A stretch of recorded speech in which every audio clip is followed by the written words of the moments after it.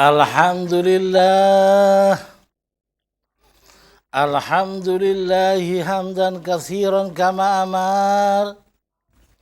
Wa ashhadu an la ilaha illallah wahdahu la syarika lah. Irghaman liman jahada bihi wa kafar. Wa ashhadu anna sayyidina wa nabiyana wa maulana Muhammadan abduhu wa rasuluh sayyidul khalaiki wal bashar. Allahumma salli wa sallim wa barik alaihi. Ma'asyiral muslimin, pemirsa dan hadirin sekalian, Assalamualaikum warahmatullahi wabarakatuh. Waalaikumsalam warahmatullahi wabarakatuh. Pemirsa dan hadirin sekalian, sebagai pembuka kata, saya ucapkan selamat berjumpa pada majelis ilmu bersama Jamaah Laduna Ilma Indonesia dengan mata kuliah Ma'rifat Thariqatul Aulia. Dalam alih bahasa berarti mengenal jalan kewalian. Untuk mendapatkan metode sistematis dan standar akademis yang layak, baiklah, mata kuliah Thariqatul Aulia akan dibagi menjadi beberapa pokok bahasan yang segera akan dijelaskan. Silakan. Pokok-pokok bahasan pada mata kuliah Ma'rifat Thariqatul Aulia. Pertama, hakikat kewalian. Kedua, takwa adalah hak dan perolehan ahli pikir, yaitu ulil albab. Ketiga, pahala akhirat bagi orang bertakwa. Keempat, pahala dunia bagi orang bertakwa. Kelima, takwa adalah langkah-langkah menuju jalan kewalian. Keenam, perlindungan Allah bagi orang bertakwa. Baik pemirsa dan hadirin sekalian, segera kita masuk pada pokok bahasan pertama. Segera masuk. Pertama, hakikat kewalian. Surah Al-An'am ayat 122 artinya, dan apakah orang yang sudah mati, kemudian kami hidupkan, dan kami berikan kepadanya nur yang terang, yang dengan nur itu dia dapat berjalan di tengah-tengah masyarakat manusia. Hakikat kewalian atau apa kesejatian para wali itu? Atau dengan bahasa pasar, apa sih wali itu? Ayat ini yang menjelaskan kesejatian para wali. Bagaimana perkiraanmu manakala orang yang mati, lalu Allah berikan nur kepadanya, yang dengan nur itu dia bisa berjalan di tengah masyarakat manusia. Baca sekali lagi Saudara Noval. Surah Al-An'am ayat 122 artinya, dan apakah orang yang sudah mati, kemudian kami hidupkan, dan kami berikan kepadanya nur yang terang, yang dengan nur itu dia dapat berjalan di tengah-tengah masyarakat manusia. Apakah orang yang sudah mati, lalu Allah hidupkan, lalu Allah berikan nur kepadanya, dan ia dapat berjalan di tengah masyarakat manusia. Itulah hakikat para wali. Nah, saya mencoba menjelaskan agar Anda sedikit memahami. Apakah orang yang sudah mati dagingnya, jasadnya hancur menjadi tanah, dan Allah mengganti jasad itu dengan nur, sehingga elemen gaib yang di dalam jasad itu tidak perlu berkeliaran, mempunyai jasad yang baru. Jasad lama adalah daging ini, dagingnya sudah hancur. Allah sediakan jasad baru, tapi elemennya lain, terbuat dari nur. Elemen gaib yang pertama berada di dalam diri pindah kepada jasad yang baru itu, bersifat nur. Maka orang itu bersifat malak. Seperti malaikat, punya jasad yang terbuat dari nur. Dan dia punya hak berjalan di mal-mal, berjalan di masjid-masjid, ikut sholat Jumat. Ia tidak mati. Ia tidak didatangi oleh Israel yang menaburkan al-maut pada dia. Sehingga elemen jauhar gaibnya terurai. Orang tersebut dalam perlindungan Allah. Manakala jasadnya mati, Allah segera mengganti dengan jasad yang baru, yang bersifat nur. Lalu elemen gaib, jauhar gaib, akal, nafsu, hayat, ruh, dan lain sebagainya yang berada pada jasad yang lama berpindah pada jasad yang baru. Dan ia berjalan sebagaimana orang hidup, hanya jasadnya lain. Sebagian besar engkau tidak tahu. Jangan engkau mengira bahwa orang-orang yang gugur di jalan Allah itu mati. Mereka tidak mati. Hanya sebagian besar dari kamu tidak tahu. Tapi ada sebagian kecil. Orang-orang yang khawas. Mereka mengenali. Inilah kesejatian atau hakikat para wali. Mereka tidak mati. Hanya penggantian jasad lama diganti oleh jasad baru yang lebih mulia. Lanjut. Hadits Qudsi riwayat Bukhari nomor hadis 6021 dalam Ar-Riqaq dan riwayat Ahmad nomor hadis 24997 dalam Musnad Al-Ansor. Artinya, dari Abi Hurairah dia berkata, Rasulullah bersabda, sesungguhnya Allah berfirman dalam hadits qudsi, barang siapa memusuhi seorang waliku, maka aku telah mengumumkan perang kepadanya. Saudara-saudara sekalian, ini kesejatian atau hakikat para wali yang lebih memperjelas daripada penjelasan yang pertama. Bahwa para wali tidak mati. Hanya dagingnya, jasad lamanya mati. Tetapi Allah segera mengganti dengan jasad yang baru, yang lebih mulia. Maka ia hidup semacam malak. Malaikat Jibril itu hidup. Ada ruh, ada jasadnya. Hanya jasadnya terbuat dari nur. Maka para wali pun menjadi semacam malak. Mereka tidak berdaging. Tetapi di dalam jasad yang baru yang bersifat nur, terdapat akal, nafsu, ruh, hayat, dan ilmi. Mereka tetap hidup. Manakala orang mati, itu setiap elemen dirinya balik ke gudang masing-masing. Malaikat Israel datang membawa al-maut, lalu menaburkan pada orang itu, akal kembali ke gudang akal, nafsu kembali ke gudang nafsu, hayat kembali ke gudang hayat, ruh kembali ke gudang ruh. Itu disebut mati. Tetapi para wali tidak mati. Oleh ketuaan, maka mati dagingnya. Allah gantikan dengan daging yang baru, bersifat nur. Lalu ini kesejatian para wali.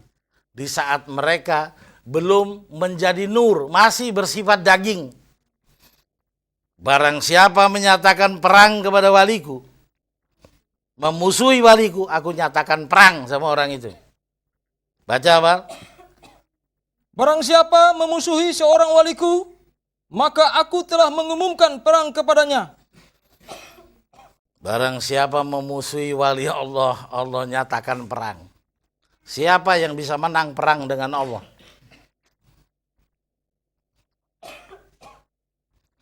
Alangkah cintanya Allah kepada kekasihnya, para walinya. Tidak lihat persoalan. Apa soalnya tidak diusut. Siapa memusuhi wali Allah, langsung. The ultimate war. Langsung ultimatum perang. Demikian kasih sayangnya Allah kepada wali-walinya. Ini hakikat kesejatian para wali. Lanjut. Dan tidaklah mendekat hambaku kepadaku dengan sesuatu yang lebih aku sukai dari ibadah yang aku fardukan kepadanya. Dan tetaplah hambaku mendekat kepadaku dengan amalan nawafil, sunnah, hingga aku mencintainya. Cukup. Ini kesejatian. Bagaimana orang bisa jadi wali Allah? Ia melakukan hukum-hukum wajib. Sholat, puasa, zakat, dan lain sebagainya. Tidak berzina, tidak mencuri. Yang haram ia tinggalkan. Ditambah dengan yang sunnah-sunnah. Berakhir pada kecintaan Allah Subhanahu wa ta'ala. Manakala Allah sudah mencintai, maka tentu dia menjadi kekasih Allah. Yang di dalam hadis disebut waliullah. Di dalam Al-Quran disebut awliya'hu ta'ala. Mengapa kalau orang sudah dicintai Allah? Lanjut. Jika aku telah mencintainya, aku menjadi pendengarannya, yang dengannya dia mendengar. Lanjut. Dan penglihatannya, yang dengannya dia melihat. Lanjut. Dan tangannya, yang dengannya dia memegang. Lanjut. Dan kakinya, yang dengannya dia berjalan. Ini tidak bisa dibahas secara generalisir. Ini udah pembahasan khusus. Belajar agama itu ada tingkatannya. Di sini jamaahnya umum. Ada yang baru tingkat awal. Tidak bisa dibicarakan.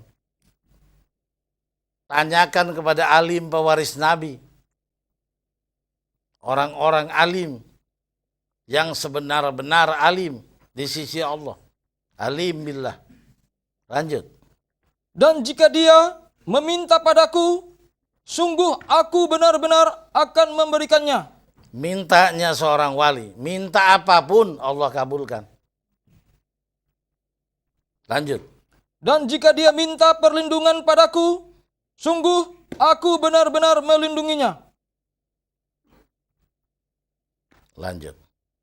Kedua, takwa adalah hak dan perolehan ahli pikir, yaitu ulil albab. Surah Al-Maidah ayat 100 artinya, maka bertakwalah kepada Allah, hai orang-orang berakal. Bertakwalah kepada Allah, hai orang-orang berakal. Di sini perbedaan martabat jin dan manusia. Di dalam Al-Quran Allah berfirman, wa ma khalaqtul jinna wal insa illa liya'budun. Tidaklah diciptakan jin dan manusia melainkan untuk menyembah. Jin dan manusia punya kesetaraan dalam urusan peribadatan dan iman. Jin Islam dilarang berzina. Jin Islam wajib sholat. Manusia Islam wajib sholat. Manusia Islam dilarang berzina. Urusan peribadatan dan urusan iman, jin dan manusia setara. Disinilah ketakwaan ini. Martabat manusia dinyatakan lebih unggul dari jin. Maka saudara jangan hanya berhenti pada nilai-nilai peribadatan dan nilai-nilai iman. Masuklah saudara dalam medan takwa. Takwa adalah hak ulul albab. Ahli pikir, jin tidak punya otak. Jin tidak punya akal. Jadi tidak mungkin jin bertakwa kepada Allah.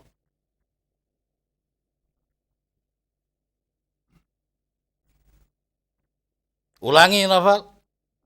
Surah Al-Maidah ayat 100 artinya, maka bertakwalah kepada Allah, hai orang-orang berakal.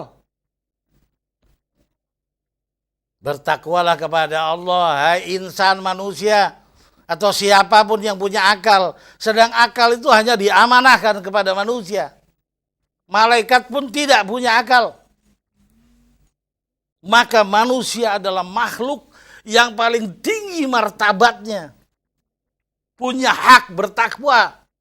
Takwa adalah jalan pendekatan dan jalan pengenalan terhadap Allah. Dan merupakan pula sarana pendidikan yang orang bertakwa akan dididik oleh Allah langsung. Dalam urusan takwa, jin silakan minggir. Dalam urusan peribadatan dan nilai iman, kita setara. Hai jin Islam dan saya, dalam urusan peribadatan dan takwa, Anda sama dengan saya. Tetapi dalam urusan takwa, Anda minggir. Itu adalah hak saya sebagai manusia. Lanjut. Surah Yunus ayat 6 artinya, sesungguhnya pada pertukaran malam dan siang, dan pada apa yang diciptakan Allah di langit dan di bumi, benar-benar terdapat tanda-tanda kekuasaannya bagi orang-orang yang bertakwa. Penciptaan langit dan bumi, terdapat tanda-tanda bagi orang yang bertakwa, yang punya akal, yang tafakur, yang menggunakan daya analisis, kemampuan nalar, kehebatan daya intelektual yang dia miliki. Dia pelajari dengan cermat Al-Quran. Dia telusuri hadis Nabi. Dan dia temukan celah-celah ma'rifatullah. Dan yang paling pasti, tidak mungkin orang bisa mencapai ketakwaan manakala tidak dipimpin oleh seorang guru yang profesional. Lanjut. Ketiga, pahala akhirat bagi orang bertakwa. Bacakan satu. Surah Muhammad ayat 15 artinya, apakah perumpamaan penghuni surga yang dijanjikan kepada orang-orang yang bertakwa, yang di dalamnya ada sungai-sungai dari air yang tiada berubah rasa dan baunya, sungai-sungai dari air susu yang tiada berubah rasanya, sungai-sungai dari khamar atau arak yang lezat rasanya bagi peminumnya, dan sungai-sungai dari madu yang disaring, dan mereka memperoleh di dalamnya segala macam buah-buahan dan ampunan dari Tuhan mereka. Surga yang penuh dengan kenikmatan, kekal di dalamnya, pahala bagi orang yang bertakwa. Pahala dunia, sebutkan satu. Keempat, pahala dunia bagi orang bertakwa. Surah Al-A'raf ayat 96 artinya, jikalau sekiranya penduduk negeri-negeri beriman dan bertakwa, pastilah kami akan melimpahkan kepada mereka berkah dari langit dan bumi. Manakala Indonesia orang bertakwa, Allah akan turunkan barokah dari langit dan bumi. Pahala bagi orang bertakwa. Lanjut. Kelima, takwa adalah langkah-langkah menuju jalan kewalian. Manakala hadis tidak perlu disebut perawi yang panjang. Rasulullah bersabda, durasi telah akan habis. Lanjut. Surah Yunus ayat 62 sampai 63 artinya, ingatlah, sesungguhnya wali-wali Allah itu tidak ada kekhawatiran terhadap mereka dan tidak pula mereka bersedih hati, yaitu orang-orang yang beriman dan mereka selalu bertakwa. Langkah-langkah untuk mendapatkan kewalian. Satu, bertakwa. Wali-wali Allah itu adalah orang yang tiada ketakutan, kekhawatiran dalam hatinya dan tidak ada kesedihan. Karena Allah melindungi senantiasa. La khaufun wa la yahzanun. Mereka lah orang-orang yang senantiasa beriman dan bertakwa. Maka iman boleh dicoret. Karena orang bertakwa pasti beriman. Jadi kita persingkat, wali-wali Allah adalah orang bertakwa. Maka takwa adalah jalan utama menuju jalan kewalian. Lanjut. Surah Ali Imran ayat 138 artinya, Al-Quran ini adalah penerangan bagi seluruh manusia dan petunjuk serta pelajaran bagi... Cukup. Bahwa Al-Quran adalah petunjuk dan pelajaran bagi orang bertakwa. Jadi jalan kewalian, langkah-langkah menuju kewalian, pelajari dengan cermat. Berpasrah dirilah kepada Allah agar mendapat naungan ilmi, petunjuk-petunjuk Allah tentang rahasia Al-Quranul Karim. Itu adalah langkah-langkah menuju jalan kewalian. Jadikan Al-Quran sebagai huda, pedoman hidup, dan pelajari hingga saudara menjadi khawasul Quran. Lanjut. Surah Al-A'raf ayat 35 artinya, barang siapa yang bertakwa dan mengadakan perbaikan, tidaklah ada kekhawatiran terhadap mereka dan tidak pula mereka bersedih hati. Bila saudara bertakwa dan mengadakan perbaikan, itu merupakan langkah-langkah jalan kewalian. Bertakwa dan adakan perbaikan, santuni anak yatim, nikahkan janda-janda di antara saudara, bangun rumah sakit Islam, sarana-sarana peribadatan, sarana pendidikan, dan syiar Islam dukung. Itu jalan ketakwaan, saudara mengadakan perbaikan, dan itu adalah jalan kewalian. Lanjut. Surah Al-Baqarah ayat 224 artinya, janganlah kamu jadikan nama Allah dalam sumpahmu sebagai penghalang untuk berbuat kebaikan, bertakwa, dan mengadakan islah di antara manusia. Bertakwalah dan adakan islah, perdamaian. Kalau ada orang berselisih, damaikan. Saudara jangan masuk di situ jadi provokator. Laknat Allah. Jalan kewalian adalah takwa. Takwa itu gemar mengadakan islah. Jangan masalah kecil diperbesarkan, yang besar diledak-ledakan dan terjadi kekacauan di negeri ini. Bila saudara ingin melangkah pada jalan kewalian, Thariqatul Aulia, jadilah rahmatan lil alamin, pendamai. Lanjut. Surah Al-Maidah ayat 35 artinya, hai orang-orang yang beriman, bertakwalah kepada Allah dan carilah jalan yang mendekatkan diri kepadanya dan berjihadlah pada jalannya. Carilah jalan untuk mengenali Allah, berjihad pada jalannya. Itu adalah langkah-langkah takwa menuju jalan kewalian. Lanjut. Surah Al-Baqarah ayat 282 artinya, dan bertakwalah kepada Allah, Allah mengajarmu. Wattaqullah wa yu'allimukumullah. Jalan ketakwaan adalah bertakwa agar Allah mendidikmu. Didikan Allah ini menuju jalan kewalian, menuju jalan menjadi kekasih Allah. Lanjut. Surah Al-Hadid ayat 28 artinya, hai orang-orang yang beriman, bertakwalah kepada Allah dan berimanlah kepada Rasul-Nya. Niscaya Allah akan memberikan rahmat-Nya kepadamu dua bagian. Dua bagian. Lanjut.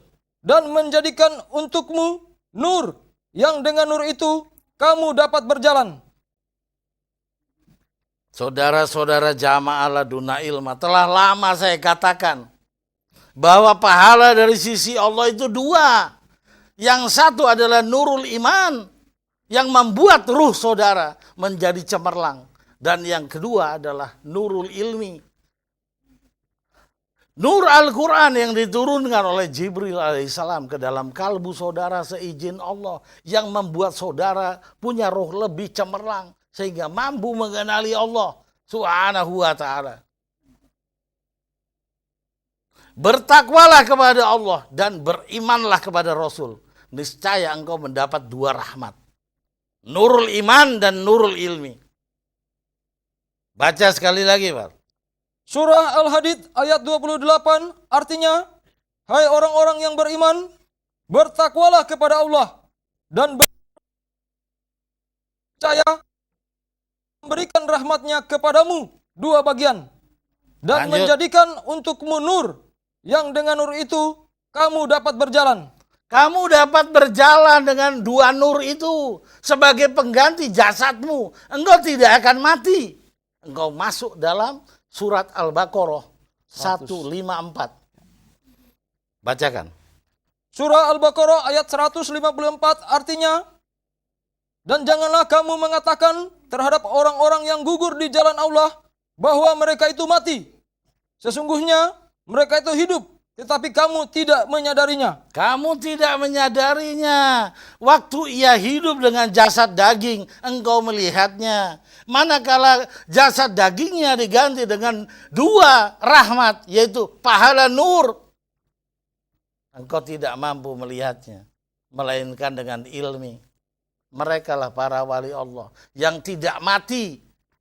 Hanya jasad mereka tergantikan dengan nur. Dua nur yang merupakan rahmat dari Allah. Lanjut.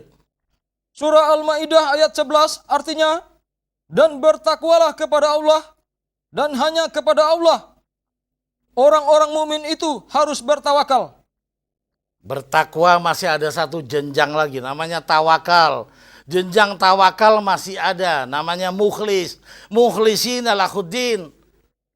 Saudara tidak akan mengerti ini manakala saudara tidak berguru kepada alim pewaris Nabi.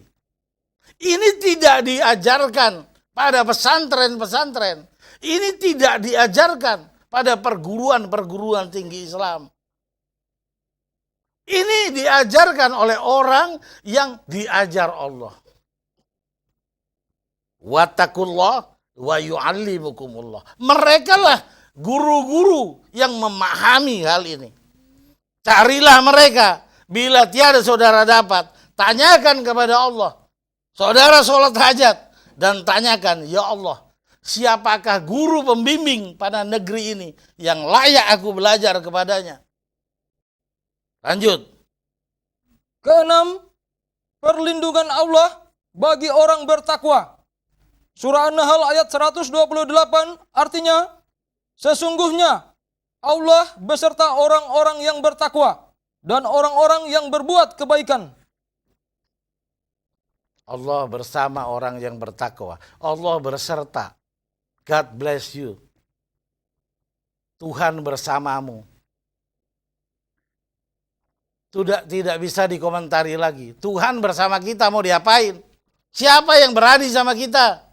Dan tidak mungkin kita mencapai kesusahan manakala Allah bersama kita. Kita cari penjelasan yang paling detail. Seberapa hebat Allah melindungi orang bertakwa. Lanjut. Surah Ali Imran ayat 125 artinya, jika kamu bersabar dan bertakwa, dan mereka datang menyerang kamu dengan seketika itu juga, niscaya Allah menolong kamu dengan 5.000 malaikat yang memakai tanda. Coba disisipkan kata Irak. Silakan. Surah Ali Imran ayat 125 artinya, Hai penduduk negeri Irak. hai penduduk negeri Irak, jika kamu bersabar dan bertakwa, dan mereka datang menyerang kamu dengan seketika itu juga, niscaya Allah menolong kamu dengan 5.000 malaikat yang memakai tanda. Itu Irak tidak perlu dijajah Amerika, saudara. Manakala di negeri itu ada orang bertakwa, satu aja. Allah berjanji dalam Al-Quran, innallaha la yukhliful mi'ad. Allah tidak pernah mengingkari janji. Manakala engkau bertakwa dan diserang oleh musuh, aku turunkan 5.000 malaikat yang menggunakan seragam. Peristiwa Sodom and Gomorrah, peristiwa Lut, peristiwa terjadinya lesbian dan homoseksual, kebencian Allah turun. Sodom and Gomorrah dibalik. Hanya diutus 2 malaikat. Maka sebuah negeri yang namanya Sodom and Gomorrah terbalik. Bagaimana kalau 5.000 malaikat? 2 malaikat mampu membalik sebuah negeri. Bagaimana manakala Irak dibantu oleh Allah dengan 5.000 malaikat? Tidak bisa masuk tentara Amerika. Mari saudara, kita perkokoh negeri pertiwi ini. Kita menjadi orang bertakwa. Agar Allah memberkati Indonesia. Wabillahi taufiq wal hidayah. Wassalamualaikum warahmatullahi wabarakatuh. Waalaikumsalam warahmatullahi wabarakatuh.